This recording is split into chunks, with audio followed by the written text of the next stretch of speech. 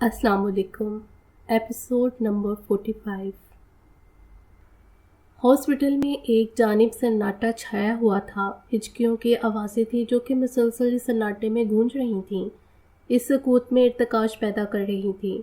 5 घंटे गुजर चुके थे मगर उसे होश नहीं आया था। उसे इस्लामाबाद के एक महंगे तरीन हॉस्पिटल में लाया गया था जहां फौरी तौर पर ऑपरेशन करके उसे लगी गोली निकाली गई थी। डॉक्टर्स के मुताबिक वो बहुत बहादुर था, जो जितना चाहता था अपनी मौत से लड़ रहा था। उसके दिल की धड़कन बहुत सुस्त चल रही थी। गोली उसके दिल के पास लगी थी। अगले 24 घंटे उसके लिए बेहद अहम थे। इन 24 घंटों में हदीद को होश आना बहुत ज़रूरी था, वरना उसके कोमा में जाने के चांसेस ज़्यादा थे। यहाँ मौजूद सभी उसके लिए दुआ गो थे, जबकि उसे मशीनों में जकड़ा देखकर सबका दिल तड़प रहा था। आसिया बेगम मसलसल रोते हुए हदीद की ज़िंदगी की दुआ कर रही थीं। मुस्तफ़ा साहब की आंखें नम थीं। हदीद की हालत देखकर उनके मजबूत शाने जैसे ढलक गए हों। वो बेचैनी से बार बार डॉक्टर से उसकी हालत के बारे में इस्तफसार कर रहे थे। डॉक्टर उनकी बेचैनी खूब समझ सकते थे, जबकि वो बेबस थे। वो अपनी पूरी कोशिश कर चुके थे। हानिया कुछ देर पहले ही होश में आई थी। आयशा और एहसन इसे ज़बरदस्ती घर ले गए थे। हानिया को हॉस्पिटल के माहौल से बहुत चिढ़ थी। उसे रंग बिरंगे मरीजों को देखकर, उनकी हालत देखकर बहुत बेचैनी होती थी। वह जब भी बीमार होती, मुस्तफ़ा साहब हमेशा उसके लिए डॉक्टर घर ही बुलाते थे। वो कभी हॉस्पिटल नहीं आई थी। उसे ब्लड फोबिया था। खून देखकर ही वो होशो हीट से बेगाना हो जाती थी। जबकि आज इस अफरा तफरी में वो आसिया बेगम और मुस्तफ़ा साहब के साथ यहाँ पहुंची थी। हदीद की हालत देखकर हानिया को लगा जैसे उसके जिस्म से जान निकल गई हो। वो अभी खुद को संभालने की तंगो-दो में थी जब उसी वक्त वहाँ एक इमरजेंसी केस आया, जिसमें स्ट्रेचर पर लेटे आदमी की हालत कहर थी। उसका कार के साथ एक्सीडेंट हुआ था। उसके चेहरे पर लगी गहरी चोटें और उससे रिश्ता खून हानिया ने गैर इरादी तौर पर उस जानिब देखा था, जिसके बाद वो एक लम्हे में ही अपने ख्वास खो बैठी थी। उसे ड्रिप लगी थी, जबकि उसके हाथ पांव बर्फ की माने ठंडे थे। हदीद की हालत देखकर वो ज़हनी तौर पर सदमे में थी। उसका ज़हन इस बात को कबूल नहीं कर रहा था। डॉक्टर ने उसे सुकून आवर इंजेक्शन लगाया था, जिसके ज़ेरे असर वो नींद में थी। 2 घंटों बाद जब उसकी तबीयत ज़रा सी संभली तो आयशा बगैर उसकी एक सुने उसे अपने साथ घर ले गई। एहसन को हदीद की फिक्र के साथ साथ हानिया की हालत पर उसे हमदर्दी थी। वो अपनी अना जिद बुलाए बल्कि अपनी झूठी अना को तर्क करके हानिया का ख्याल रख रहा था। वो फिर से उसका वही दोस्त बन गया था जो पहले था। हानिया को तो अपना होश ही नहीं था। वो तो रोते हुए बार बार आयशा से हदीद की हालत का इस्तफसार कर रही थी, जिस पर आयशा उसे बामुश्किल संभाले हुए थी।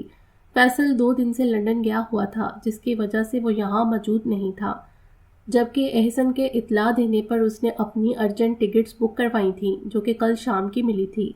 इब्राहिम साहब और सायरा बेगम भी यहाँ मौजूद नहीं थे। इस बार सायरा बेगम भी इब्राहिम साहब के साथ ही गई थीं।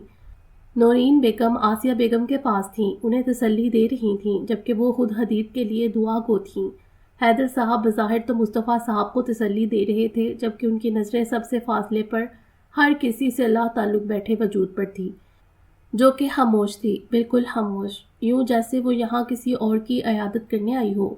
वो जिस तकलीफ से गुजर रही थी, हैदर साहब को उसका अंदाज़ा कर सकते थे। ज़ारा की फैमिली 2 घंटे पहले ही यहाँ पहुँची थी। दादी यहाँ कुछ देर ठहर कर आयशा के साथ घर चली गई थीं। अरसलान इन सबको घर छोड़ने गया था। आसिया बेगम को लग रहा था कि उनके हंसते मुस्कुराते घर को किसी की नज़र लग गई है। हदीद आईसीयू में ज़िंदगी और मौत की जंग लड़ रहा था। हानिया कुछ देर बाद अपने होशो हवास से बेगाना हो जाती। इन्हें किसी तौर सब्र नहीं आ रहा था। नौरीन बेगम मुसलसल इन्हें समझाए हुए थी, दुआ करने का कह रही थी, जबकि वो हिचकियाँ भरकर रोते हुए हदीद को पुकार रही थी। मुस्तफ़ा साहब की हालत भी इनसे मुख्तलिफ न थी। उनके पास कोई अल्फाज नहीं थे इन्हें तसल्ली देने के लिए। उनका पहलू में मौजूद दिल मुसलसल किसी अनहोनी के डर से कांप रहा था, जबकि वो खुद को मजबूत जाहिर करते हुए बेहद इज़्तिराब से कॉरिडोर में चक्कर काट रहे थे। मुस्तफ़ा साहब का हदीद के साथ बाप बेटे के रिश्ते के अलावा दोस्ती का भी रिश्ता था। इन्होंने आज तक उसके मुंह से निकली हर बात पूरी की थी। उसे ज़माने की गर्मी सर्दी से बचाया था, जबकि आज वो अपने पास इतनी दौलत होने के बावजूद भी खुद को बेबस महसूस कर रहे थे।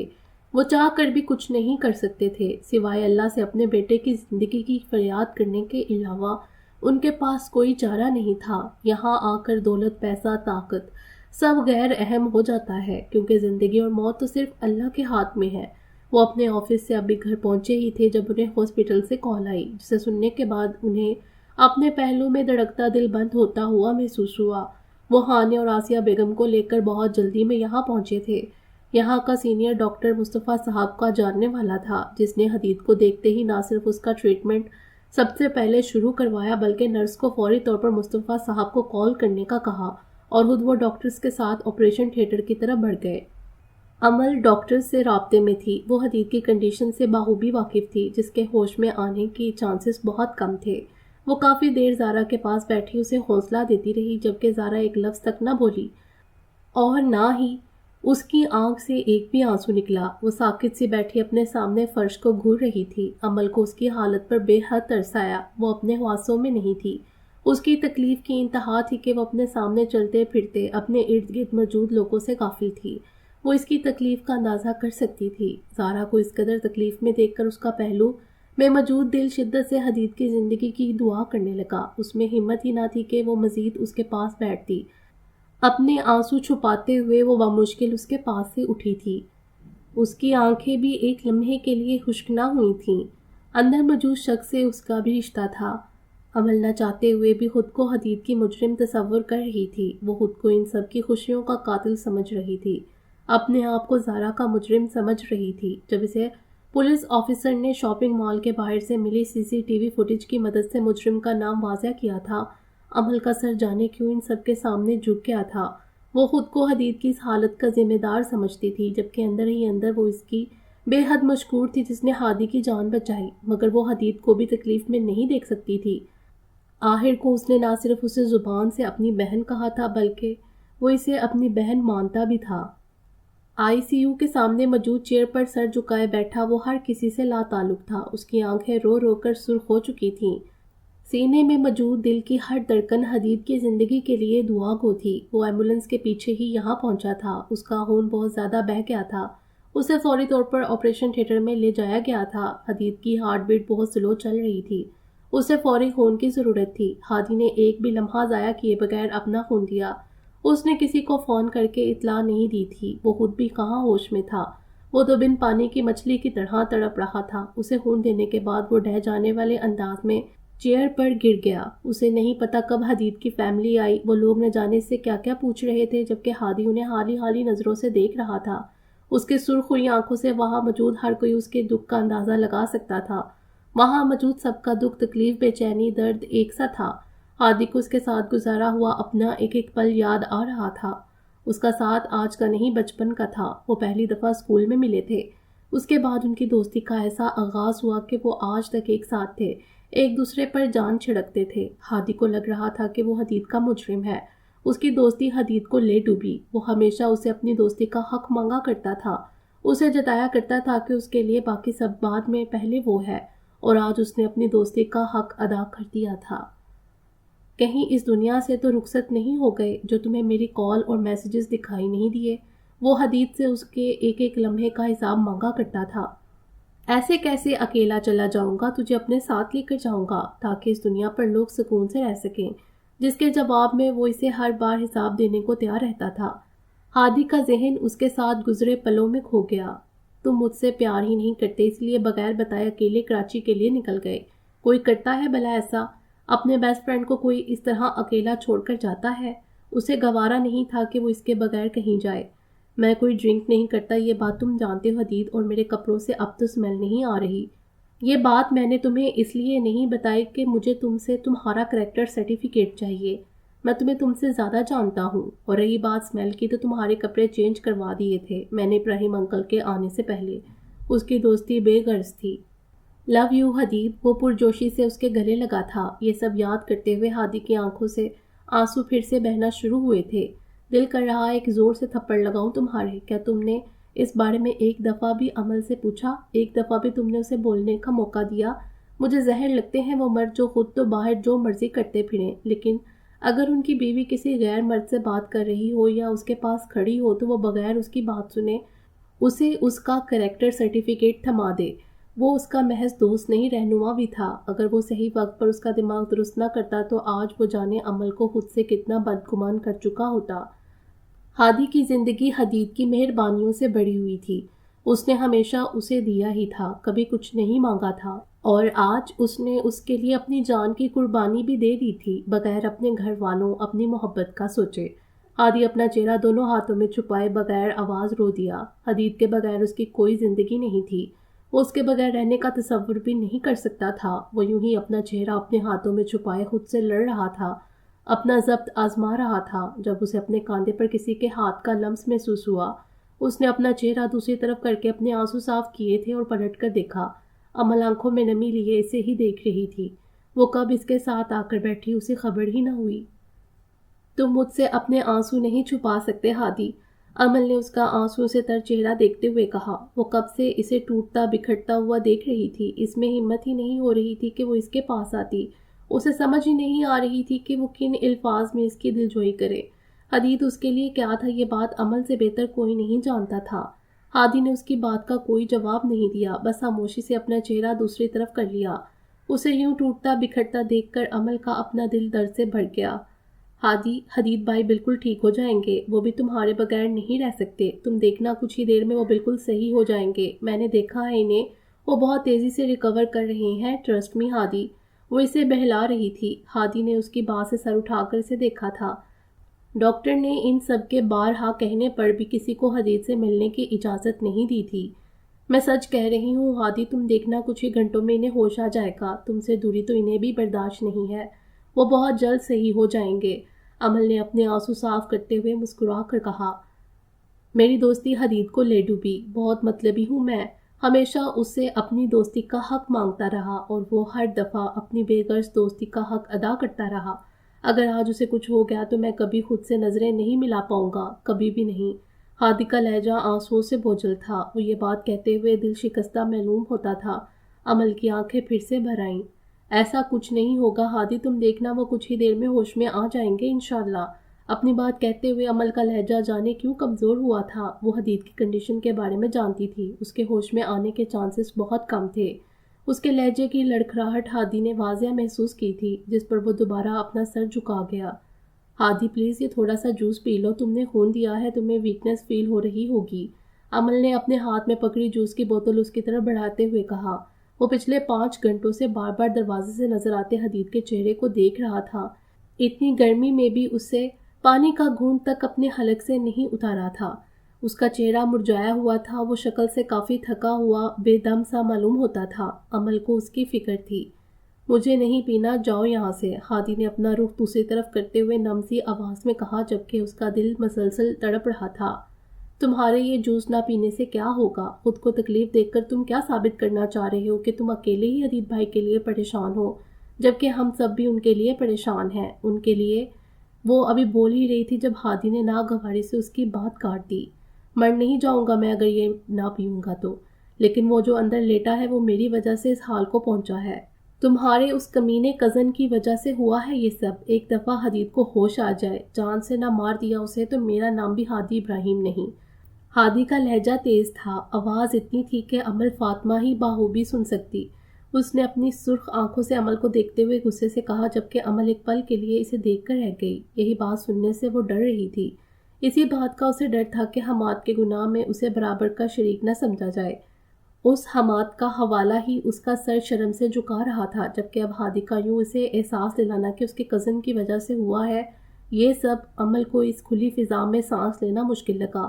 وہ بمشکل اپنے آنسوؤں پر ضبط کرتی ایک بھی لمحہ وہاں رکے اسٹاف روم کی طرف بڑھ گئی۔ ہادی نے اس کے جانے کے بعد اپنا سر جھٹکا تھا اور ICU کے دروازے کے پاس گیا۔ دروازے میں لگے دائرے نما ٹرانسپیرنٹ شیشے سے وہ حدید کو دیکھ سکتا تھا، جس کے چہرے پر آکسیجن ماسک لگا ہوا تھا۔ مشین پر نظر آتے اس کے دل کی رفتار بہت سست تھی۔ ہادی کی آنکھ سے ایک شفاف موتی ٹوٹ کر گرا۔ ہادی مر جائے گا حدید، تیرے بغیر واپس آ جا یار۔ ہادی کا لہجہ دنیا جہاں کی محبت سے موئے ہوئے تھا۔ اس کی یہ سرگوشی اتنی دھیمی تھی جیسے حدید اس کے پاس کھڑا ہو اور وہ اس سے مخاطب ہو۔ سنگ مرمر کا بنا ہسپتال کا فرش بالکل صاف تھا، جسے دیکھتے ہوئے وہ کب سے سب سے لا تعلق بیٹھی تھی۔ گہرے جامنی رنگ کے لباس میں ملبوس، بالوں کو لاپرواہی سے جوڑے میں مقید کیے، سیاہ شفاف آنکھوں میں وحشت لیے وہ بے جان سی بیٹھی فرش کو گھور رہی تھی۔ اس کا دوپٹہ اس کے سر سے اتر کر شانوں پر ڈھلک چکا تھا۔ اس کے چہرے پر بلا کی سنجیدگی تھی، وہ نہ تو رو رہی تھی نہ کسی سے کوئی بات کر رہی تھی، جب سے آئی تھی بس خاموش ہو گئی تھی۔ اس کے پاس سے گزرنے والے کو اس کی ذہنی حالت پر شبہ ہوتا، وہ اپنے حواسوں میں نہیں تھی۔ وہ تو کچھ گھنٹوں پہلے اپنے کمرے میں بیٹھی اپنی بارات کا جوڑا دیکھ رہی تھی جب ارسلان نے افراتفری میں اسے سب کے ساتھ اسلام آباد چلنے کو کہا۔ زارا کو سمجھ نہ آیا، 4 دنوں بعد اس کی بارات تھی، وہ ایسے کیسے پہلے اپنے سسرال آ سکتی تھی؟ اس نے ارسلان سے وجہ جاننا چاہی تو اسے محض اتنا ہی کہا کہ حدید کا ایکسیڈنٹ ہوا ہے، اسے کچھ چوٹیں آئی ہیں، اس لیے وہ بھی ان کے ساتھ ہی چلے۔ اس کے ایکسیڈنٹ کا سن کر زارا نے بے یقینی سے سر اٹھا کر اسے دیکھا تھا۔ ارسلان اسے پورے راستے تسلی دیتے آیا تھا کہ پریشانی کی کوئی بات نہیں، وہ ٹھیک ہے، جبکہ نورین بیگم کا رونا اور حیدر صاحب کا انہیں بار بار تسلی دینا، زارا کا دل کسی انہونی کے ڈر سے بہت تیزی سے دھڑک رہا تھا۔ وہ یہاں پہنچی تو نورین بیگم کو حیدر صاحب اور ارسلان کو حدید کے پیرنٹس سے ملتا دیکھ، آسیہ بیگم کو یوں روتا دیکھ اسے بے اختیار اپنا کل رات کا خواب یاد آیا۔ آسیہ بیگم جو کہ نورین بیگم کو بتا رہی تھی اس حادثے کے بارے میں، وہ سب سنتے ہوئے زارا نے بے اختیار دیوار کا سہارا لیا تھا۔ یہاں آ کر اسے اصل بات پتہ چلی تھی، وہ کسی حادثے کا شکار نہیں ہوا تھا، اس نے خود اس گولی کو اپنے نام کیا تھا، اپنی دوستی نبھائی تھی، اپنے دوست کو بچایا تھا، اور وہ جس سے وہ محبت کے دعوے کیا کرتا تھا، جس کے ساتھ جینے کی باتیں کیا کرتا تھا، اس نے اس کے بارے میں ایک بار بھی نہیں سوچا تھا، ایک بار بھی نہیں۔ اس نے اسے کہا تھا کہ وہ اپنا خیال رکھے، وہ اسے کھونا نہیں چاہتی، مگر اس نے اس کی ایک نہ رکھی اور اپنی دوستی نبھائی۔ زارا کا ذہن بہت تیزی سے اس کی دوستی اور اپنی محبت کی جمع تفریق کر رہا تھا۔ آسیہ بیگم نے اسے آگے بڑھ کر اسے گلے لگایا تھا، مصطفیٰ صاحب نے اس کے سر پر ہاتھ رکھ کر اسے پیار دیا تھا، جبکہ زارا آگے سے کچھ نہ بولی۔ اس کی حالت کا سنتے ہوئے جس میں اگلے 24 گھنٹوں میں کچھ بھی ہو سکتا تھا، زارا کا دل دھڑکنا ہی بھول گیا تھا۔ اسے اپنے ہاتھ پاؤں بے جان ہوتے ہوئے محسوس ہوئے۔ وہ بغیر کسی کی پرواہ کیے ICU کے دروازے کی طرف بڑھی تھی، جہاں پر ٹرانسپیرنٹ شیشے کے دائرے نما سوراخ سے وہ اسے واضح دیکھ سکتی تھی۔ اسے مشینوں میں جکڑا دیکھ کر زارا کی آنکھ سے ایک موتی چھن کر گرا تھا۔ اس نے اسے کہا تھا کہ وہ اپنا خیال رکھے، اس کا بھیانک خواب سچ ہو گیا تھا۔ زارا نے شیشے سے نظر آتے اس کے چہرے پر ہاتھ رکھا تھا، جیسے اسے چھونا چاہتی ہو، مگر ندارت۔ اس کا ذہن بیک وقت لاتعداد سوچوں کا شکار تھا۔ ویسے تمہیں میری سو کولڈ محبت کی داد دینی چاہیے، تم سے سو کولڈ محبت ہونے کے باوجود بھی پہلی شادی میں نے تم سے ہی کی ہے۔ حدید کے ماضی میں کہے گئے الفاظوں نے اس کے کان کے قریب سرگوشی کی۔ حدید مصطفیٰ صرف اور صرف زارا حیدر کا ہے، تھا اور ہمیشہ رہے گا۔ میری زندگی میں تمہاری جگہ کبھی بھی کوئی نہیں لے سکتا۔ زارا حدید میرے دل کی ہر دھڑکن میں بستی ہے، تمہیں خود سے جدا کرنا میرے بس میں نہیں ہے، مجھے تم سے موت کے علاوہ اور کوئی جدا نہیں کر سکتا، سنا تم نے؟ ایک ایسا اظہار تھا جس میں اس کی زندگی ویران کر کے وہ اپنی محبت کی یقین دہانی کروا رہا تھا۔ زارا ہنوز اسے دیکھ رہی تھی۔ کریکشن پلیز، محبت نہیں، سو کالڈ محبت، سو کالڈ محبت کرتا ہوں میں تم سے۔ وہ صحیح کہتا تھا، اس کی محبت سو کالڈ ہی تھی، جبکہ اس کی ہادی سے دوستی سچی تھی۔ زارا کے دل نے تڑپ کر کہا، بڑی بے رحم ہو زارا، پتہ نہیں وہ کون سی لڑکیاں ہوتی ہیں جو اپنے شوہر کو یوں اچانک اپنے سامنے دیکھ کر خوش ہوتی ہیں۔ اسے بے رحم کہنے والا آج خود کسی کی نہیں سن رہا تھا۔ مجھ پر اعتبار کر کے تم کبھی نہیں پچھتاؤ گی، میری محبت تمہیں تمہارا ماضی کبھی یاد نہیں آنے دے گی، بس زندگی ساتھ نہ چھوڑے۔ حدید تو اپنی زارا کے ساتھ تعمر رہنے کو تیار ہے۔ اس کے لفظوں کی تاثیر اتنی میٹھی تھی، وہ کیسے ایمان نہ لاتی۔ تم صرف میری ہو اس دنیا میں بھی اور آخرت میں بھی، میں تمہیں ہمیشہ ہمیشہ کے لیے اللہ سے اپنے لیے مانگ لوں گا، چاہے اس کے لیے مجھے جو مرضی کرنا پڑے۔ اس سے محبت کے وعدے کر کے اس نے اپنی دوستی کا انتخاب کیا تھا۔ اس کے دل میں درد کی ایک شدید ٹھیس اٹھی تھی، وہ اندر جانا چاہتی تھی اس کے پاس، مگر اجازت نہ تھی۔ دل کی دنیا تو ایک پل میں تہس نہس ہو گئی تھی اسے اس حال میں دیکھ کر۔ ارسلان نے اسے وہاں سے ہٹانا چاہا تو زارا نے خفگی سے اس کا ہاتھ جھٹک دیا اور شکوہ کناہ نظروں سے اسے دیکھتی ہوئی وہاں ان سب سے دور آ کر ویٹنگ ایریا میں بیٹھ گئی۔ اس کے رویے سے ایک عجیب سا ضدی پن جھلکتا تھا، وہ کسی سے بات نہیں کرنا چاہتی تھی۔ ارسلان اس کی تکلیف سمجھ سکتا تھا، پورے راستے وہ اسے جھوٹی تسلیاں دیتا آیا تھا کہ وہ بالکل ٹھیک ہے، جبکہ یہاں آ کر یوں اچانک سچائی کا سامنا کرنا اس کے لیے تکلیف دہ تھا۔ اس نے اس سے بات کرنے کی کوشش کی، مگر زارا کچھ بھی سننا نہیں چاہتی تھی۔ وہ تب سے یہاں پر موجود تھی، اس کے بعد وہ نہیں روئی تھی، جیسے خود سے لڑ رہی تھی، اپنا ضبط آزما رہی تھی کہ وہ اس کے لیے نہیں روئے گی، جبکہ آنکھ مارے ضبط کے سرخ ہو گئی تھی۔ اس نے اس کا نہیں اپنے دوست کا انتخاب کیا تھا۔ اس نے حدید کی محبت کو سو کالڈ تصور کر لیا تھا۔ کتنا سچا تھا وہ جو اسے بار بار کہا کرتا تھا کہ وہ اسے سو کالڈ محبت کرتا ہے، مگر زارا وہ تو اسے دل سے چاہنے لگی تھی۔ اس کی محبت تو آئینے کی طرح شفاف تھی۔ اس نے ایک بار بھی اس کے بارے میں نہیں سوچا۔ دراصل حدید کی حالت دیکھ کر کچھ اپنے گزشتہ خواب کے زیر اثر اس کا ذہن اس بات کو تسلیم نہیں کر پا رہا تھا کہ حدید نے اپنی دوستی نبھائی، اسے اس کی کوئی پرواہ نہیں تھی، اس سے کیے ہوئے وعدے جھوٹے تھے، جبکہ زارا اس بات سے بالکل انجان تھی کہ اس نے ہادی کے لیے اپنی جان کی قربانی تو دی تھی، مگر اپنے ہوش و حواس سے بیگانہ ہوتے ہوئے بھی اسے اس کی فکر تھی۔ اس نے اس کا نام پکارا تھا۔ اس بات سے زارا قطعی انجان تھی۔ دل کا ایک گوشہ تڑپتے ہوئے اس کی زندگی کے لیے دعا کو تھا، اور خود وہ حالی نظروں سے اپنی ہتھیلی کو دیکھ رہی تھی جس پر لگی مہندی کے ملے جلے نقوش مدم تھے۔ ایک لمحے میں اس نے اپنے 23 سالہ زندگی کا تعین کیا تھا، جس میں سب سے حسین حصہ اس شخص کے ساتھ گزرے ہوئے لمحے تھے۔ اب تو اس کے بغیر زندگی گزارنے کا سوچنا بھی اس کے لیے ناممکن تھا۔ اسے لگ رہا تھا جیسے آج قیامت برپا ہو گئی ہو۔ وہ جو کب سے خود سے لڑ رہی تھی، اس کے ساتھ گزارے پلوں کو یاد کرتے ہوئے اپنا چہرہ دونوں ہاتھوں میں چھپائے رو دی۔ ضبط کا بندھن ٹوٹ گیا تھا۔ زارا کا انداز وحشت زدہ تھا۔ اس کا بس نہیں چل رہا تھا کہ وہ حدید سے پوچھے کہ اس نے کیوں کیا اس کے ساتھ ایسا، کیوں اس کے بارے میں نہیں سوچا، وہ اسے ایسے کیسے چھوڑ کر جا سکتا تھا، وہ اس کے بغیر کیسے رہتی جب اس کا دل ہی اس کے ساتھ جڑ گیا تھا۔ زارا کا سکتہ ٹوٹ گیا تھا، اس کا وجود لرز رہا تھا۔ وہ بھول گئی تھی کہ وہ کہاں ہے۔ اسے حدید سے بے انتہا محبت تھی۔ وہ اس کے بغیر جینے کا تصور بھی نہیں کر سکتی تھی، جبکہ وہ ہر کسی سے لا تعلق زندگی اور موت کی جنگ لڑ رہا تھا۔ وہ روتے ہوئے اسے پکار رہی تھی، لمحہ لمحہ تڑپ رہے ہیں، غمِ دل میں جی رہے ہیں، تو آ کے دیکھ تو صحیح تیرے بغیر، نہ جی رہے ہیں نہ مر رہے ہیں۔ حدید تمہیں خدا کا واسطہ ہے واپس آ جاؤ، زارا بھی مر جائے گی۔ اس نے روتے ہوئے اس سے فریاد کی، یوں جیسے وہ اسے سن رہا ہو۔ ارد گرد سے گزرتے لوگ اس پر ایک طرز بڑی نگاہ ڈال رہے تھے۔ وہ یوں ہی اپنا چہرہ ہاتھوں میں چھپائے رو رہی تھی، اللہ سے اس کی زندگی کی فریاد کر رہی تھی۔ جب کسی نے اس کا ہاتھ اس کے چہرے سے ہٹائے، زارا نے اپنی دبدبائی آنکھوں سے اسے دیکھا تھا۔ اس کی آنکھوں کے پپوٹے سجے ہوئے تھے، رونے کی شدت سے آنکھیں سرخ ہوئی تھیں۔ تھکا تھکا سا وہ کہیں سے بھی ہمیشہ ہنستا مسکراتا ہوا ہادی نہیں لگتا تھا۔ تم مت رو زارا، اسے تکلیف ہوگی۔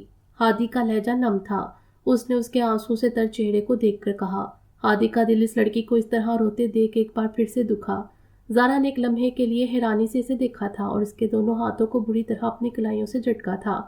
مل گیا آپ کو سکون، لے لی جان آپ نے میرے شوہر کی۔ اب تو آپ کی انا کو بہت تسکین مل گئی ہوگی، مبارک ہو آپ کو، اس نے مجھ پر آپ کو فوقیت دی، جیت گئے آپ۔ زارا نے بے دردی سے اپنا چہرہ رگڑتے ہوئے غصے سے ہادی کو کہا۔ ہادی جو کہ پہلے ہی کہیں نہ کہیں احساس ندامت میں مبتلا تھا، زارا کے الفاظ اس کے دل میں کسی خنجر کی طرح پیوست ہوئے تھے۔ زارا میں ایسا کبھی نہیں چاہتا تھا، ہادی نے اس کے لفظوں سے تڑپ کر کچھ کہنا چاہا جب زارا نے اس کی بات کاٹ دی۔ قاتل ہیں آپ نے مارا ہے حدید کو، آپ کی دوستی لے ڈوبی میرے حدید کو، مجھے آپ کی شکل بھی نہیں دیکھنی، سنا آپ نے؟ اس کے الفاظ ترش، لہجہ سخت تھا، آنکھیں نمکین پانی سے بڑی ہوئی تھی۔ زارا نے اپنا ضبط کھوتے ہوئے غصے سے کہا، اور بالکل حدید کی طرح ہی غصے میں پاس پڑا پانی سے بڑا کانچ کا گلاس پوری قوت سے زمین پر مارتے ہوئے وہ بے بسی سے وہاں سے اٹھ گئی۔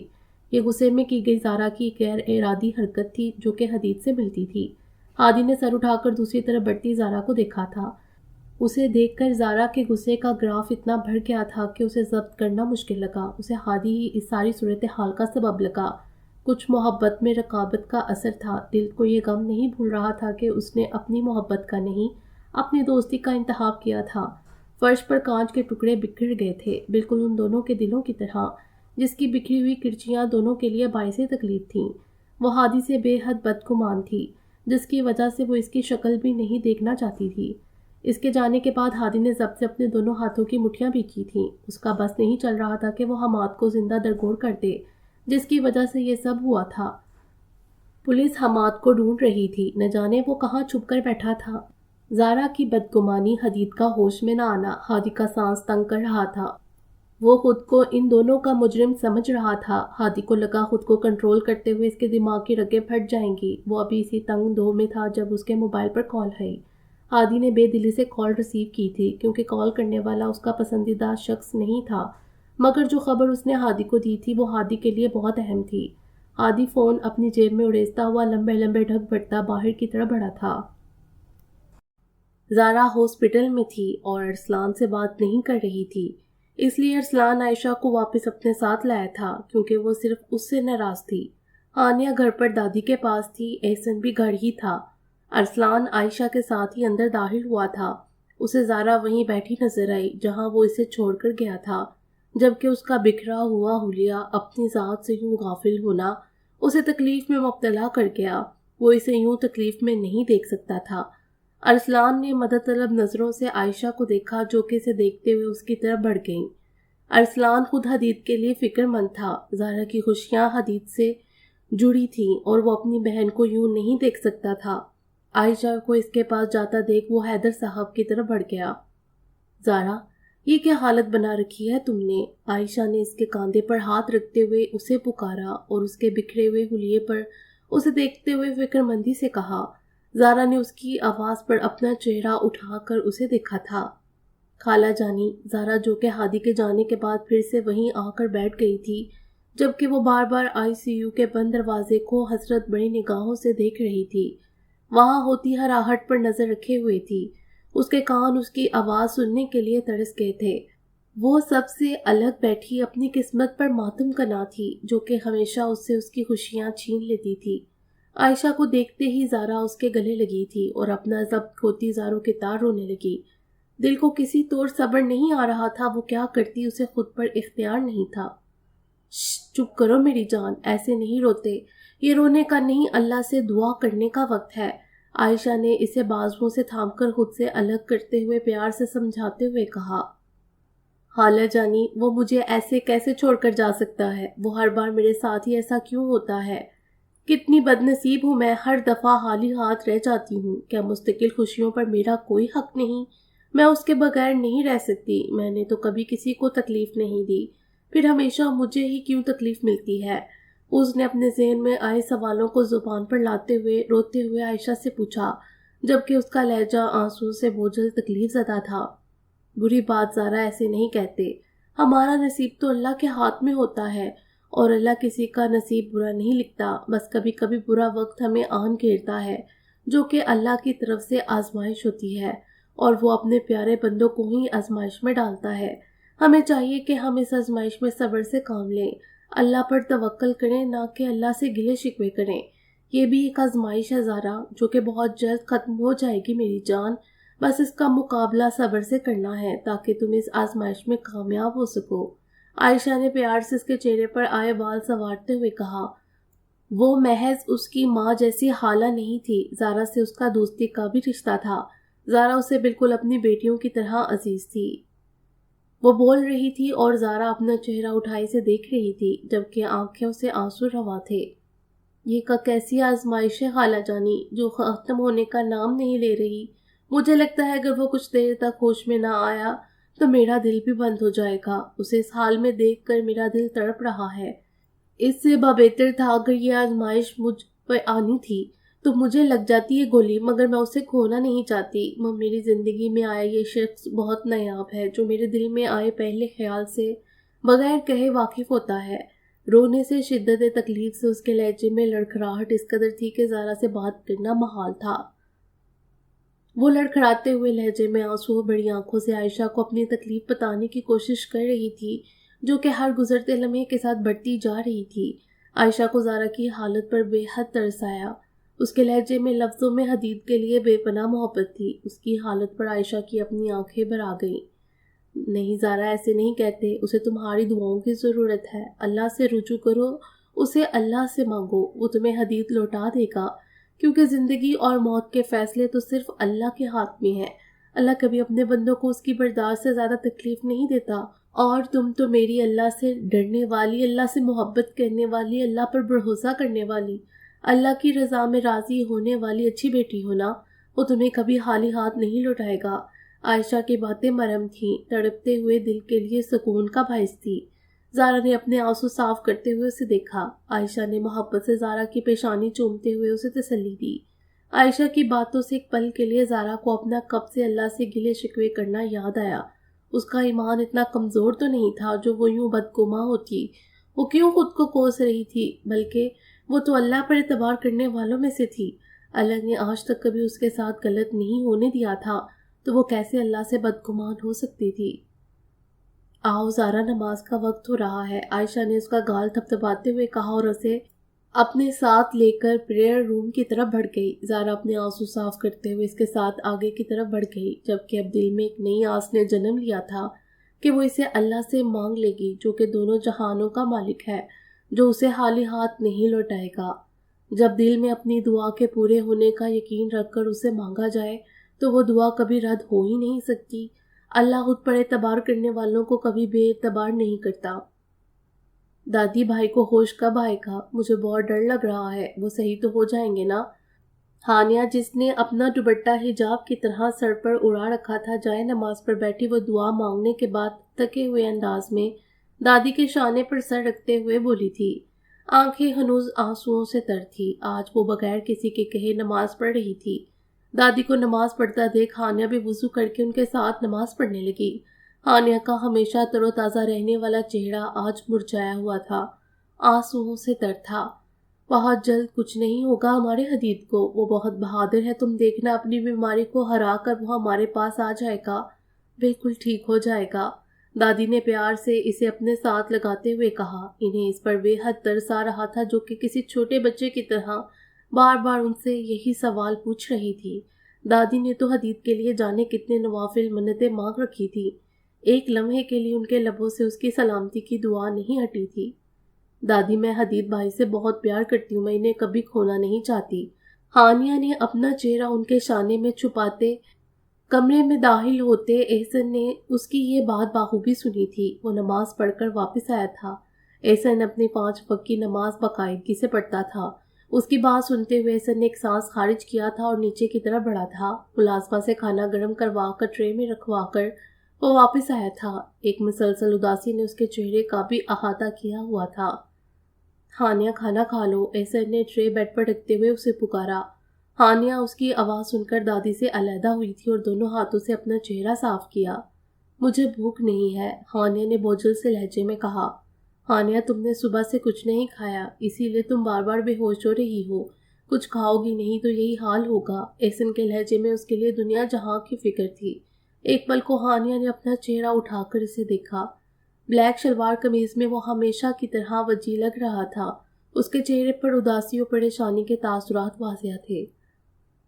ہانیہ، تھوڑا سا کھانا کھا لو بیٹا، حدید بھی تم سے ناراض ہوگا جب اسے پتہ چلے گا کہ تم نے پورے دن سے کچھ نہیں کھایا، دادی نے اسے بہلاتے ہوئے کہا۔ دادی، بھائی ٹھیک ہو جائیں گے نا؟ ہانیہ نے اپنے لہجے میں دنیا جہاں کی معصومیت سموئے آنکھوں میں آنسو لیے دادی کو دیکھ کر پوچھا۔ انشاءاللہ، اٹھو، شاباش، تھوڑا سا کھانا کھاؤ، چلو آؤ، میں اپنے ہاتھوں سے کھلاتی ہوں اپنی بیٹی کو، دادی نے اس کا ہاتھ پکڑ کر اسے بیڈ پر بٹھاتے ہوئے کہا۔ ہانیہ خاموشی سے بیٹھ گئی، جبکہ آنسوؤں پر اس کا اختیار نہ تھا۔ اسکن کلر کے دوپٹے میں لپٹا اس کا بے داغ چہرہ بہت شفاف تھا۔ دادی اپنے ہاتھ سے چھوٹے چھوٹے نوالے بنا کر اسے کھلا رہی تھی، جبکہ احسن پاس بیٹھا خاموشی سے اسے دیکھ رہا تھا، جو کہ ایک ہی دن میں بہت کمزور لگ رہی تھی۔ ہانیہ عائشہ کے گھر پر ہی تھی۔ احسن اور وہ آپس میں یوں بات کر رہے تھے جیسے کبھی کچھ ہوا ہی نہ ہو۔ سچے دوست ایسے ہی ہوتے ہیں، جو برے وقت میں کبھی بھی اپنے دوست کو اکیلا نہیں چھوڑتے، بلکہ مشکل وقت میں اس کے برابر کھڑے ہو کر اس کا بھرپور ساتھ دیتے ہیں، اسے اپنے ہونے کا احساس یقین دلاتے ہیں۔ جیسے احسن کی دوستی تھی، جو کہ اسے تکلیف میں دیکھ کر سب کچھ بھول گیا تھا۔ اگر ہانیہ جذباتی تھی تو احسن سمجھدار تھا، جو کہ سب کچھ بھلا کر پھر سے وہی احسن بن گیا تھا۔ ہانیہ مصطفیٰ کا دوست۔ اس نے اپنی گاڑی مین روڈ سے کافی پیچھے پارک کی تھی۔ وہ مطلوبہ ایڈریس پر پہنچ چکا تھا، جہاں پر مین گیٹ پر بیٹھا گارڈ اسے گیٹ کے سامنے کھڑا دیکھ کر فوراً الرٹ ہوا تھا۔ اس علاقے میں رہائش کم ہی تھی، دور دور گھر بنے ہوئے تھے، جبکہ باقی جگہ خالی پلاٹ تھے۔ گیٹ کھولو، ہادی کا لہجہ روبدار تھا۔ کیوں بھائی، کس خوشی میں؟ یہاں کوئی نہیں رہتا، صاحب باہر گئے ہوئے ہیں، کچھ مہینوں بعد واپسی ہے ان کی، تب آنا، گارڈ نے اسے روبدار لہجے میں کہنے پر کڑے تیوروں سے پوچھا اور پھر رٹے رٹائے سبق کی طرح بولنا شروع ہوا۔ ابھی کچھ دیر میں یہاں پولیس آ جائے گی، جب وہ تمہیں یہاں سے کتوں کی طرح مارتے ہوئے لے جائے گی، تب تمہیں تمہارے سوال کا جواب مل جائے گا۔ ہادی کا لہجہ طنزیہ تھا۔ दूसरी तरफ मौजूद गार्ड का हल्क खुश्क हुआ था। मुझे क्यों लेकर जाएगी, मैंने क्या किया है? ये सवाल पूछते हुए गार्ड अपने जुर्म से बाखूबी वाकिफ था, लेकिन फिर भी सब कुछ जानते बूझते हुए इग्नोर कर रहा था। एक कातिल को छुपाने के जुर्म में अगर अपनी जिंदगी प्यारी है तो तुम्हें मेरी एक ऑफर है। मेरी थोड़ी सी मदद करो, जिसके बदले में तुम्हें यहाँ से जाने दूंगा, वरना अपनी सारी जिंदगी जेल में गुजारने के लिए तैयार हो जाओ। हादी का अंदाज समझाने वाला था। हमाद का मुलाजिम भी हमाद की तरह नमक हराम था। उसे अपनी जिंदगी ज्यादा अजीज थी। उसने हादी की बात मानने का फैसला किया और खुद को बचाने का। हमाद ने वैसे भी अपनी काली करतूतों की वजह से एक न एक दिन पकड़े ही जाना था।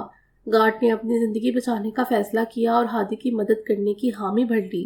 उसके यूं हामी भरने पर हादी के लबों पर तंजिया मुस्कुराहट बिखरी थी। 2 नंबर लोगों के बेवफा मुलाजिम। गार्ड ने गेट खोला तो हादी अंदर दाखिल हुआ, जिसके बाद हादी ने इसे अंदरूनी दरवाजा खोलने का कहा, जो कि अंदर से बंद था। मुलाजिम ने जोर से दरवाजा बजाया मगर कोई ना बोला। मुलाजिम ने अपने मोबाइल पर हमाद का नंबर डायल किया।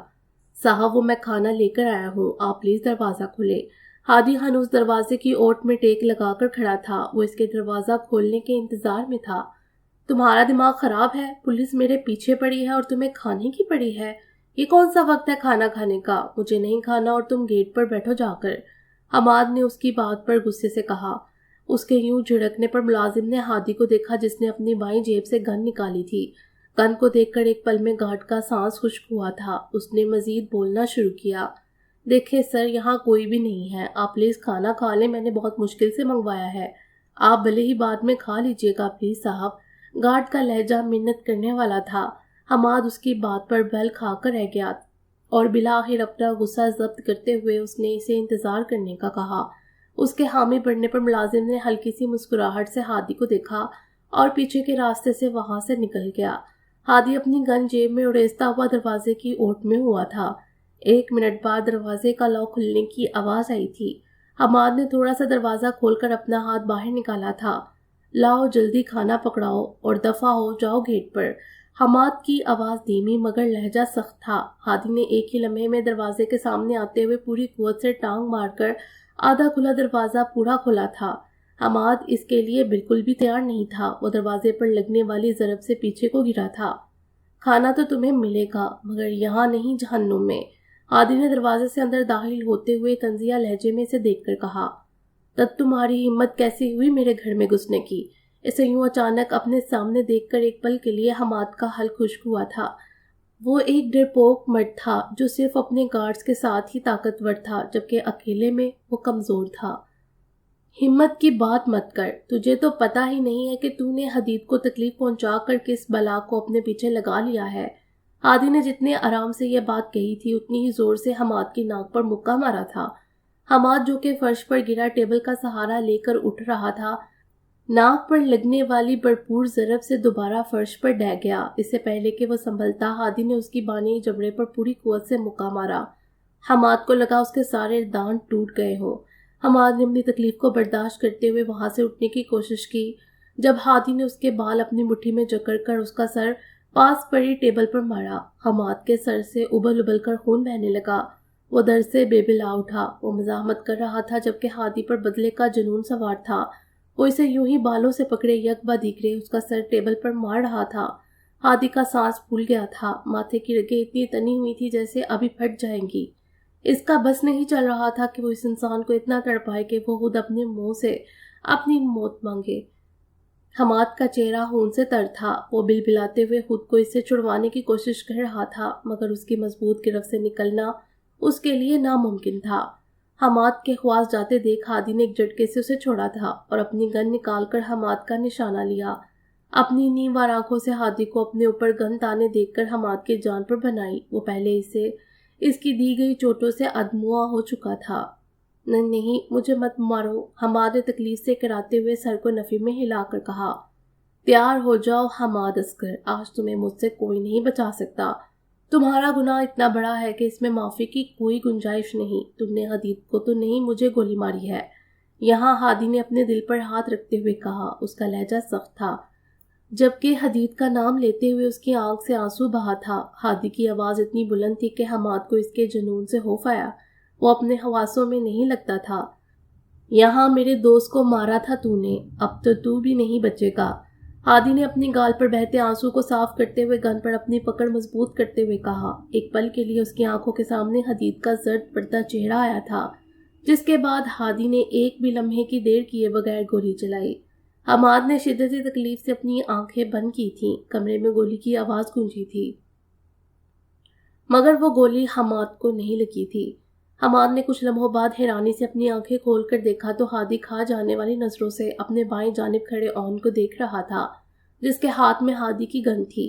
اون نے عین وقت پر اندر داخل ہو کر گن کا رخ اوپر کی طرف کر دیا تھا، جس سے حماد کو گولی نہیں لگی، جبکہ ہادی کو اس کی یہ مداخلت پسند نہ آئی تھی۔ وہ گولی چلنے کے بعد گن اس سے لے چکا تھا۔ قانون کو اپنے ہاتھ میں مت لو ہادی، اگر تمہاری اس گولی سے یہ مر جاتا تو تمہیں پھانسی ہو جاتی۔ ہوش کے ناخن لو، یہ ہمارا مجرم ہے، ہم اسے سخت سے سخت سزا دلوائیں گے، بھروسہ رکھو ہم پر۔ اون نے ہادی کے یوں خود کو دیکھنے پر مضبوط لہجے میں کہا اور اپنے پیچھے کھڑے باوردی پولیس والوں کو اشارہ کرتے ہوئے حماد کو وہاں سے لے جانے کے لیے کہا۔ وہ زخمی تھا، وہ پولیس اہلکار اسے سہارا دیتے ہوئے باہر لے گئے۔ وہ گرفتار ہو چکا تھا، اس کے پاس فرار کی کوئی راہ نہیں تھی۔ آؤ تمہیں ہاسپٹل چھوڑ دوں، میں بھی وہیں جا رہا ہوں، اون نے اس کی گن واپس اسے تھماتے ہوئے کہا۔ تم جاؤ، میں بعد میں آ جاؤں گا۔ ہادی کا انداز سرد تھا، غصہ ابھی بھی اس کے چہرے سے جھلکتا تھا۔ اون اس کے کاندھے پر ہاتھ رکھ کر اسے تھپتھپاتا ہوا حوصلہ دینے کے سے انداز میں باہر کی طرف بڑھ گیا، جبکہ ہادی جو کہ حماد کو اپنے ہاتھوں سے جان سے مار دینا چاہتا تھا، اون کی یہاں حاضری پر ضبط کر کے رہ گیا۔ اسے عمر کی کال آئی تھی، جس کے ماموں کا گھر اس علاقے میں تھا۔ اس نے حماد کو اس گھر میں داخل ہوتے دیکھا تھا اور فوری طور پر اسے اطلاع دی۔ حدید کی فیملی اسلام آباد کے امیر ترین فیملیز میں سے تھی۔ پولیس ان کا پورا ساتھ دے رہی تھی۔ پولیس نے ہائی وے کے راستوں پر نگرانی سخت کی ہوئی تھی تاکہ وہ شہر سے باہر نہ جا سکے۔ مین روڈز پر جگہ جگہ اس کی تصویریں چسپاں کی گئی تھیں اور اطلاع دینے والے کو بھاری انعام۔ مصطفیٰ صاحب کسی طور اپنے بیٹے کو اس حال میں پہنچانے والے کو بخشنے کا ارادہ نہیں رکھتے تھے، اسی لیے پورے شہر کی پولیس الرٹ تھی۔ حماد حدید کو گولی مارنے کے بعد اپنے گھر گیا تھا، لیکن جب اس نے پولیس کو اپنی گرفتاری پر اتنے الرٹ دیکھا تو وہ بغیر کسی کو بتائے گاڑی لے کر یہاں آ کر چھپا تھا تاکہ کسی کو بھی اس کے بارے میں معلوم نہ ہو۔ عمر کے ماموں کا کل انتقال ہوا تھا، اسے آج ہی حدید کے بارے میں پتہ چلا تھا۔ آج رات اس کی واپسی تھی، جبکہ حماد کو یوں چوڑوں کی طرح گھر میں گھستا دیکھ عمر نے پہلی فرصت میں ہادی کو کال کی تھی۔ ہادی کو کال کرنے کی کچھ ہی دیر بعد اسے ہادی کے جذباتی پن کا احساس ہوا، جس پر اس نے فوراً پولیس کو اطلاع دی کہ کہیں ہادی اپنے جذباتی پن میں کچھ غلط نہ کر دے۔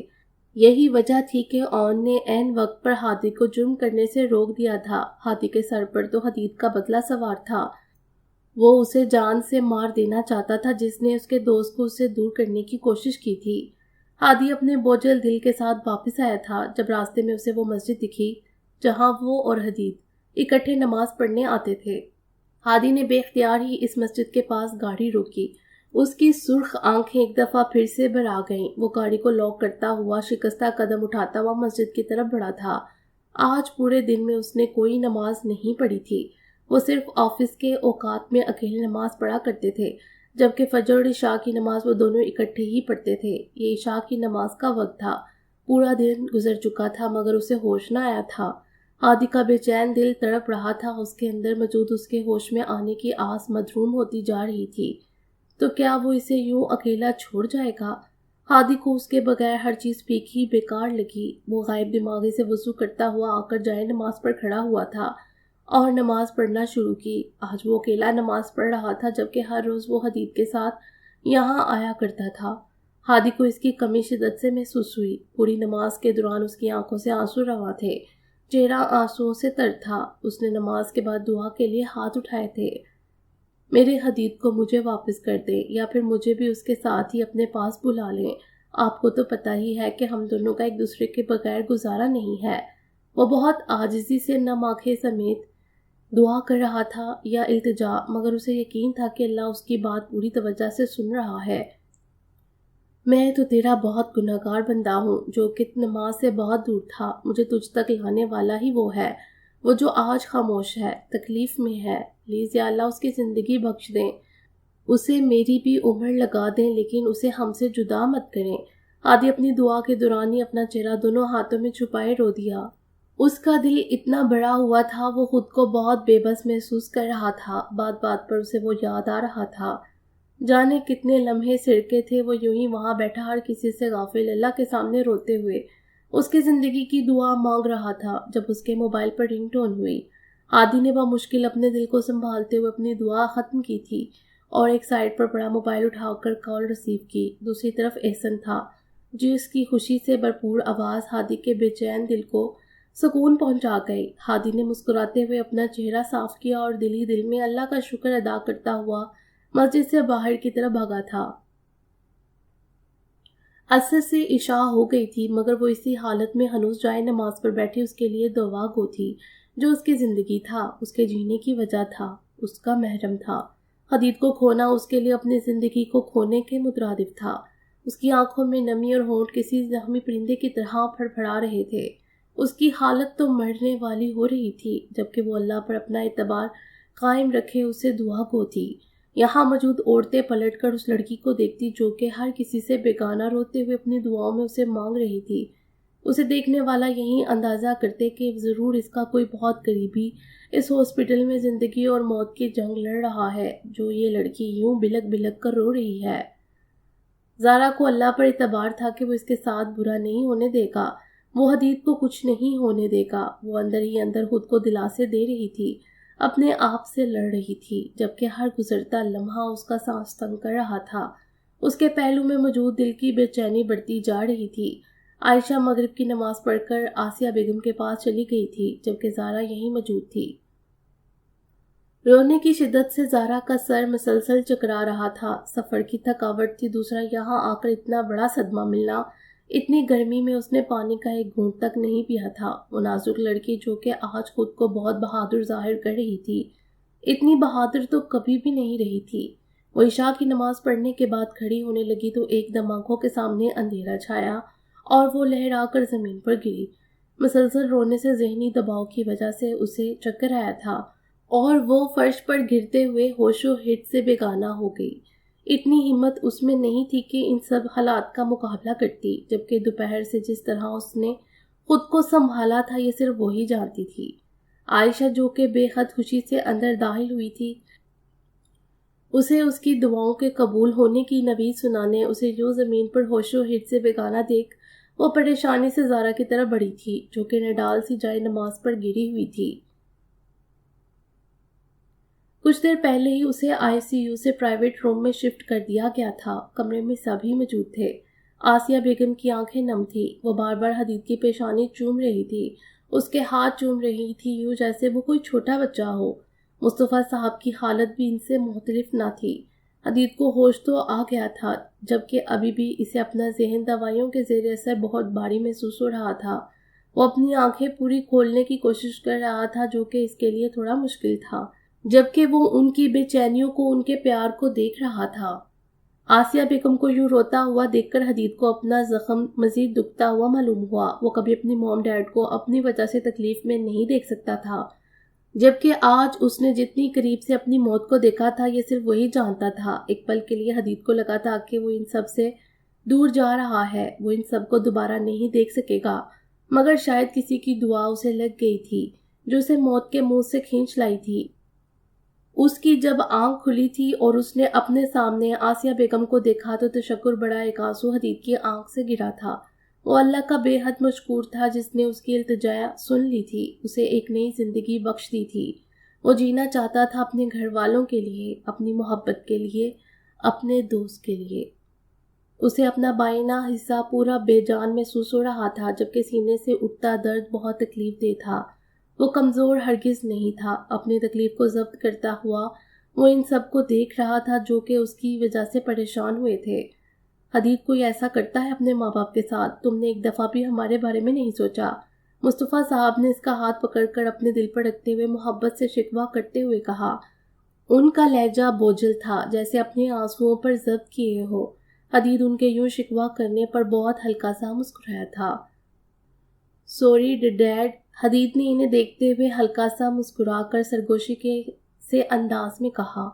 تم نے ہمیشہ اپنی ہی کی ہے حدید، کبھی کسی کی نہیں سنتے۔ ایک دفعہ بھی نہیں سوچا کہ تمہارے بغیر ہم تو جیتے جی مر جاتے۔ ایک ہی تو بیٹا ہے ہمارا جو ہمیں دل و جان سے عزیز ہے، وہ بھی ہمیں اس طرح سے تنگ کرے گا تو ہمارا کیا ہوگا؟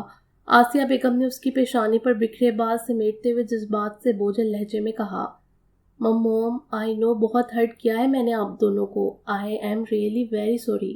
حدید کا انداز منانے والا تھا، اس نے ان دونوں کو دیکھ کر اپنی بات کہی۔ مصطفیٰ صاحب اس کی بات سے مبہم سا مسکرا دیے تو وہیں آسیہ بیگم اپنی گزشتہ حالت کو یاد کر کے ایک دفعہ پھر سے رونے لگی۔ موم میں ٹھیک ہوں، حدید نے ان کا ہاتھ پکڑتے ہوئے کہا۔ اسے اپنی وجہ سے آئے ان کی آنکھوں میں آنسو بالکل بھی گوارا نہیں تھے۔ ڈیڈ موم کو چپ کروائیے، حدید نے انہیں یوں ہی روتا دیکھ بے چینی سے مصطفیٰ صاحب کی طرف دیکھ کر کہا۔ حدید کا لہجہ بہت دھیما تھا۔ حوصلہ کریں، ڈاکٹر نے حدید کو ذہنی طور پر سکون میں رکھنے کا کہا ہے، دیکھیں آپ کے رونے سے وہ پریشان ہو رہا ہے۔ مصطفیٰ صاحب نے انہیں دونوں شانوں سے تھامتے ہوئے دھیمے لہجے میں کہا۔ حدید فکر مندی سے آسیہ بیگم کو ہی دیکھ رہا تھا۔ ان کے احساس دلانے پر آسیہ بیگم نے خود کو سنبھالا تھا اور مسکراتے ہوئے حدید کی پیشانی چومی۔ ڈاکٹر نے اس کے سامنے رونے سے سختی سے منع کیا تھا۔ نہیں اب میں نہیں روں گی، تم پریشان مت ہو میری جان، آسیہ بیگم نے مسکراتے ہوئے کہا۔ کمرے کا دروازہ نوک ہوا تھا اور حیدر صاحب کے ساتھ دادی اندر داخل ہوئی تھیں۔ جس وقت اسے ہوش آیا تھا نورین بیگم اور ارسلان اسے مل چکے تھے، جبکہ دادی تو اس کے ہوش میں آنے کی خبر سن کر خوشی سے یہاں پہنچی تھی۔ کیسا ہے میرا بیٹا؟ دادی نے اس کے پاس آتے ہوئے پیار سے پوچھا۔ میں ٹھیک ہوں دادی، آپ کیسی ہیں؟ حدید نے ہمیشہ کی طرح نرم لہجے میں ان کی بات کا جواب دیا، جبکہ دادی کو دیکھ کر اسے دادی کی پوتی شدت سے یاد آئی تھی۔ جانے وہ کہاں تھی، اس کے دل نے اسے دیکھنے کی خواہش کی تھی، اور خواہش بھی ایسی جس کے بعد کوئی اور خواہش نہ رہے۔ میں بھی ٹھیک ہوں، اللہ کا لاکھ لاکھ شکر، اللہ نے میرے بچے کو نئی زندگی دے دی۔ دادی نے اس کی بات کا جواب دیتے ہوئے اس کے سر پر ہاتھ رکھتے ہوئے کہا۔ وہ چہرے سے پرسکون دکھتی تھیں۔ آپ کی دعائیں میرے ساتھ تھیں، انہوں نے ہی بچایا ہے مجھے، حدید نے دادی کو دیکھ کر کہا۔ جیتے رہو، ہمیشہ خوش رہو، اللہ تمہاری عمر دراز کرے۔ دادی نے اس کی بات سے مسکرا کر کھلے دل سے اسے دعا دی تھی، جس پر وہاں موجود سب نے ہی آمین کہا تھا۔ موم ہنی کہاں ہے اور ہادی؟ حدید سے رہا نہیں گیا تو بلاخر اس نے پوچھ لیا۔ ہانیہ گھر پر ہے، اس کی تھوڑی طبیعت خراب ہو گئی۔ تمہیں تو پتہ ہے نا کہ ہاسپٹل کا ماحول اسے کتنا افیکٹ کرتا ہے، صبح آئے گی تم سے ملنے، آسیہ بیگم نے اسے دیکھتے ہوئے کہا، جو کہ ان کی بات سے فکر مندی سے انہیں دیکھ رہا تھا۔ موم وہ ٹھیک تو ہے نا؟ حدید نے آسیہ بیگم کو دیکھتے ہوئے پریشانی سے پوچھا۔ ان کی بات سن کر اسے اپنی نازک بہن یاد آئی تھی، جو ویسے تو بہت بہادر تھی لیکن ہاسپٹل کے نام سے ہی دور بھاگتی تھی۔ ہاں ہاں بالکل ٹھیک ہے، تم فکر مت کرو، میں بات کرواتی ہوں تمہاری اس سے، اور ہادی وہ کچھ دیر پہلے تو یہی تھا۔ آسیہ بیگم کی بات ابھی مکمل نہیں ہوئی تھی جب کمرے کا دروازہ کھلا تھا اور ہادی اندر داخل ہوا تھا۔ اسے دیکھ کر حدید کے چہرے پر مسکراہٹ بکھری تھی، جبکہ اس کی حالت پر اسے تکلیف ہوئی تھی۔ بکھرے ہوئے بال، سرخ آنکھیں، بے رونق چہرہ، تھکا تھکا سا، وہ کہیں سے بھی ہادی نہیں لگتا تھا۔ ایک ہی دن میں اس نے اپنا حال کیا بنا لیا تھا۔ ہادی اسے دیکھ کر اپنا ضبط کھوتا ہوا اس کی طرف بڑھا تھا اور اس کے شانے سے لگ کر رونے لگا۔ یہ خوشی کے آنسو تھے، وہ اپنی حالت بیان نہیں کر پا رہا تھا کہ حدید کو یوں ہوش میں دیکھ کر اسے کتنی خوشی ہو رہی تھی۔ اسے لگ رہا تھا کہ اس کی زندگی میں بہار آ گئی ہے، اس کے دل نے دھڑکنا شروع کر دیا ہے، زندگی میں پھر سے رنگ بھر گئے ہیں۔ میں ٹھیک ہوں ہادی، حدید نے اس کی آنکھوں سے آنسو صاف کرتے ہوئے کہا۔ اس کا لہجہ اپنی بات پر یقین دلانے والا تھا۔ حدید میں بہت ڈر گیا تھا، یہ سب میری وجہ سے ہوا، میں بہت برا ہوں، تمہاری اس حالت کی ذمہ دار میں ہوں، آئی ایم سوری۔ ہادی نے اسے دیکھ کر احساس ندامت سے کہا، اس کے انداز سے بے چینی جھلکتی تھی۔ میرے ساتھ غیروں والی بات کرنی ہے تو تم باہر جا سکتے ہو، حدید نے اس کے یوں معافی مانگنے پر ناراضگی کا اظہار کرتے ہوئے کہا۔ آسیہ بیگم سمیت سب نے انہیں مسکراتے ہوئے دیکھا تھا۔ ڈاکٹر نے 2 سے زیادہ لوگوں کو روم میں رکنے سے منع کیا تھا، اس سے زیادہ باتیں کرنے سے منع کیا تھا۔ ابھی اسے ہوش آیا تھا، جبکہ تکلیف ابھی کٹی نہیں تھی۔ ان دونوں کو یہاں چھوڑ کر وہ لوگ روم سے باہر چلے گئے۔ تم ایسے کیوں ہو حدید؟ کوئی اتنا مخلص کیسے ہو سکتا ہے؟ کوئی کسی سے اتنا پیار کیسے کر سکتا ہے؟ تمہاری جگہ اگر میرا سگا بھائی ہوتا تو وہ بھی میرے لیے کبھی ایسے نہ کرتا۔ اس کے انداز پر ہادی کا سوال بے اختیار تھا۔ وہ اس کی وجہ سے اس حال میں تھا اور اس کی زبان پر کوئی شکوہ تک نہ تھا۔ ہادی کو لگا جیسے وہ کسی اور ہی دنیا میں آیا ہو۔ کسی اور کا تو پتہ نہیں، میرے نزدیک تعلق ایسا ہونا چاہیے جو ہر غرض سے، ہر مفاد سے پاک ہو، پھر چاہے وہ محبت ہو یا دوستی، اپنے جذبات کا حساب کیے بغیر نبھانی چاہیے۔ حدید کی آواز بہت مدھم تھی، صرف ہادی ابراہیم ہی سن سکتا تھا۔ ہادی، یہ وہ الفاظ تھے جو بے اختیار ہادی کے منہ سے نکلے تھے۔ وہ اپنی بات کہتے ہوئے اس کے گلے لگا تھا۔ حدید اس کے انداز پر مسکرا دیا۔ وہ جو احساس ندامت اس کے دل میں تھا، وہ حدید کی باتوں سے اس کے دل سے ہمیشہ ہمیشہ کے لیے نکل گیا تھا۔ اس کا دل پرسکون ہو گیا تھا۔ ہادی کو سمجھ نہیں آ رہا تھا کہ وہ اللہ کا کس طرح سے شکر ادا کرے۔ ایک مخلص دوست سے نواز کر اللہ نے جو احسان اس پر کیا تھا، ہادی ابراہیم اللہ کی اس نعمت پر اس کا شکر گزار تھا۔ وہ کبھی اس احسان کا بدلہ نہیں دے سکتا تھا۔ ان دونوں کی رگوں میں ایک دوسرے کا خون دوڑتا تھا۔ اس سے قبل جب ہادی کا ایکسیڈنٹ ہوا تھا، اسے خون کی ضرورت تھی تو حدید نے اسے اپنا خون دیا تھا، اور آج جب اسے ضرورت تھی تو ہادی نے اسے اپنا خون دیا تھا۔ اب تو ان دونوں کے جسموں میں ایک دوسرے کا خون دوڑتا تھا۔ ہادی، کچھ دیر بعد وہ اس کے پاس بیٹھا اسے اپنی گزشتہ حالت کا بتا رہا تھا۔ حدید کے سنجیدگی سے اپنا نام پکارنے پر ہادی نے اس کی طرف دیکھا۔ زارا ٹھیک ہے؟ کیا اسے میرے بارے میں پتہ ہے؟ حدید کا لہجہ بہت محتاط تھا۔ اسے ہوش میں آئے گھنٹہ ہو چلا تھا۔ باری باری سب اس سے ملنے آ چکے تھے سوائے زارا کے۔ حدید کو لگا شاید وہ لا علم ہو، اس کے گھر والوں نے اسے اس بارے میں بتایا نہ ہو۔ اس کا دل شدت سے اسے دیکھنے کا متمنی تھا۔ اس کے زارا کا نام لینے سے ہادی کو خود سے بدگمان زارا یاد آئی تھی۔ رونے کی زیادتی سے سرخ پڑا اس کا چہرہ یاد آیا تھا۔ اس کا غصے میں گلاس توڑنا یاد آیا تھا۔ تب اختیار ہادی کے لبوں کو مسکراہٹ نے چھوا۔ حدید نے اس کے یوں مسکرانے پر کچھ الجھتے ہوئے اسے دیکھا۔ وہ بے حد سنجیدہ تھا اور وہ جانے کیا سوچ کر مسکرا رہا تھا۔ ویسے غصہ اس محترمہ کا بھی کم نہیں ہے، تم دونوں ایک دوسرے کے لیے پرفیکٹ ہو، ہادی نے مسکراتے ہوئے کہا۔ مطلب؟ حدید کو اپنے پہلو میں درد بڑھتا ہوا محسوس ہوا، تو اس نے بے اختیار ہی اپنا بائنا شانہ تھاما تھا، جسے درد کی شدید ٹھیس اٹھتی ہوئی اسے محسوس ہوئی۔ ہادی نے اسے یوں شانہ تھامتا دیکھا تو فکر مندی سے اس کی طرف بڑھا۔ حدید کے چہرے پر تکلیف کے اثرات واضح تھے۔ کیا ہوا؟ درد ہو رہا ہے؟ ڈاکٹر کو بلا لاؤں؟ ہادی نے پریشانی سے اس کے بازو تھامتے ہوئے پوچھا۔ حدید نے اس کی بات سے ہلکا سا سر اس بات میں ہلایا تو وہ فوراً ڈاکٹر کو بلانے باہر کی طرف بڑھا تھا، جبکہ حدید آنکھیں زور سے بند کرتا ضبط کر کے رہ گیا۔ اچانک ہی اس کے سینے سے اٹھتی ٹھیس تیز ہو گئی تھی، جس سے اس کی پوری بازو میں درد بڑھ گیا۔ باقی انشاءاللہ اگلی ویڈیو میں۔ امید ہے آپ کو یہ ویڈیو پسند آئی ہوگی۔ ہمارے چینل کو سبسکرائب کریں اور بیل آئیکن کو پریس کر دیں ہمارے چینل کی لیٹسٹ اپڈیٹس حاصل کرنے کے لیے۔ شکریہ۔